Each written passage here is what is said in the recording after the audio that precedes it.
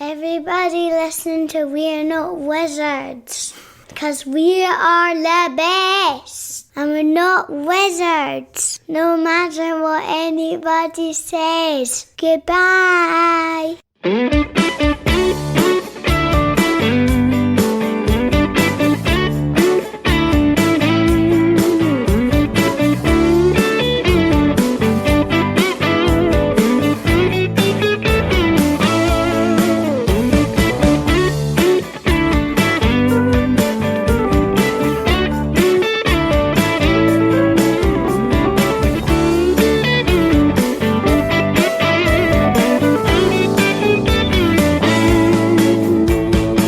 Vengeance Roll and Fight Episode 2 Board Game Review, Mighty Boards. This review is based on the final retail version of the game provided to us by Mighty Boards. We were not paid for this review. We give a general overview of the gameplay, and so not all of the mechanical aspects of the game may be mentioned.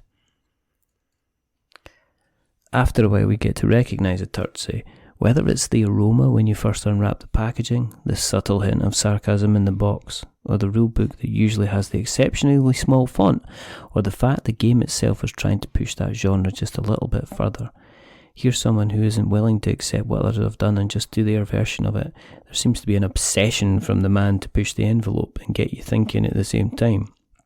I'm guessing if you look in his cupboards, the peanut butter's never smooth, that he cooks his veggies for 4 minutes instead of 5, and you'll never catch him dunking his biscuits in his tea.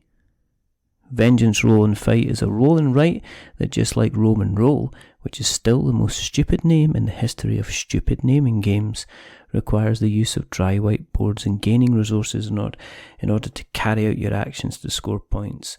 Vengeance is closer to a dungeon crawler than a straight-out brawler, with an almost chess-like moves planning strategy behind it. It does a few things different to make it stand out from the huge number of games in the roll and write genre, and it kind of works for what it does as well. Think of yourself as a flawed protagonist with a somewhat shady past, as when you select the character you're going to play, you'll be picking from a collection of characters that have a weakness tied to them. Immediately has you asking why no one else has thought of such a thing, and it forces you to take more time selecting as you're trying to figure out the best of a bad bunch. Each of the protagonists has their own set of item tiles and abilities to make them differ from each other that can be purchased. You then pick a place to have your adventure, and you randomly pick the boss character you're going to face off against individually. Your task is to make your way from room to room, battling the enemies and finally taking out the boss character, all while rolling a huge number of dice. Unlike the other roll and writes, Vengeance has a pile of dice to roll the likes I haven't seen since I played Steampunk Rally.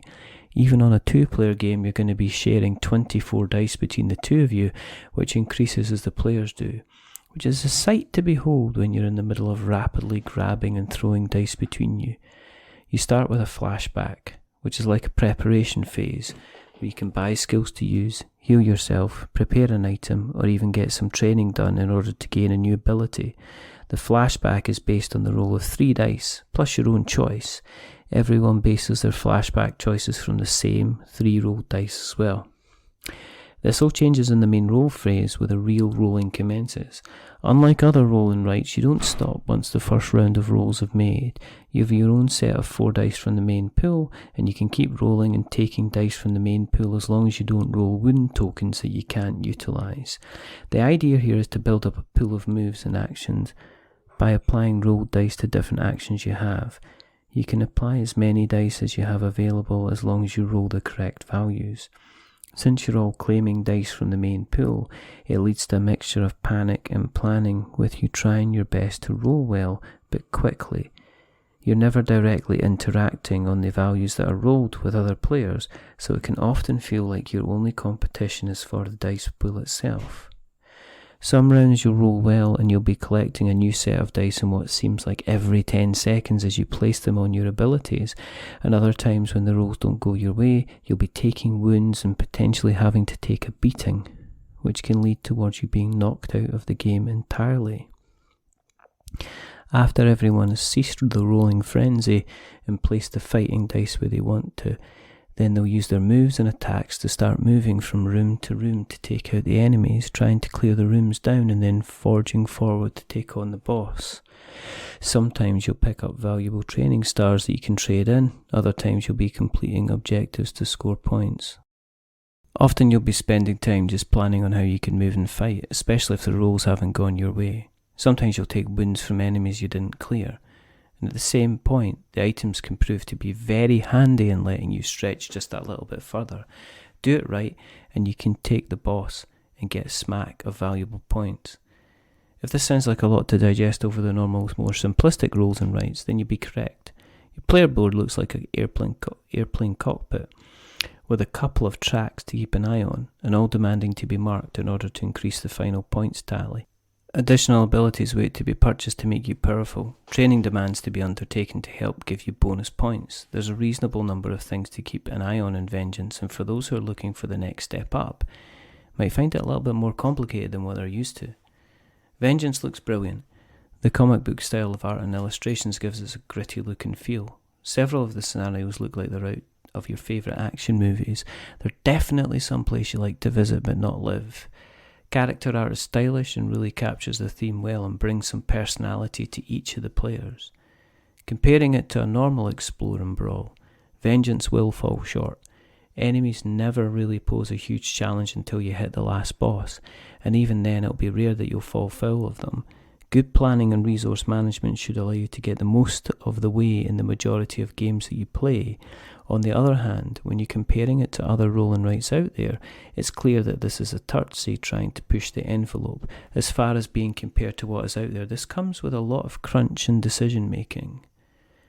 It's a shame that you're facing your own scenario, because you do feel the real disconnect between you and other players, and I wonder if a bigger level would give more of a direct race between players and fuel the additional level of the interaction.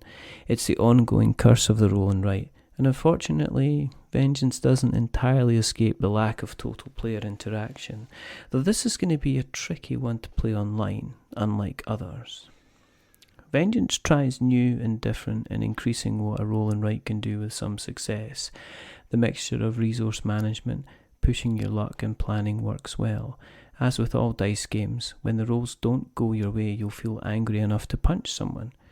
Luckily in this case, if you want to, then you can smack it up.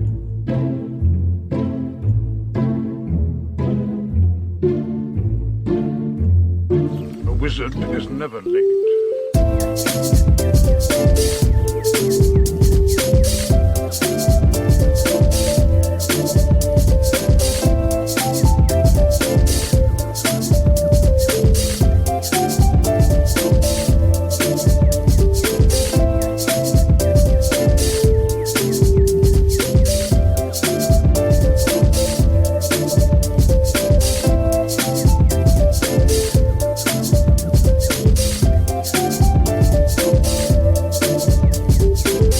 Nor is he early. He arrives precisely when he means to.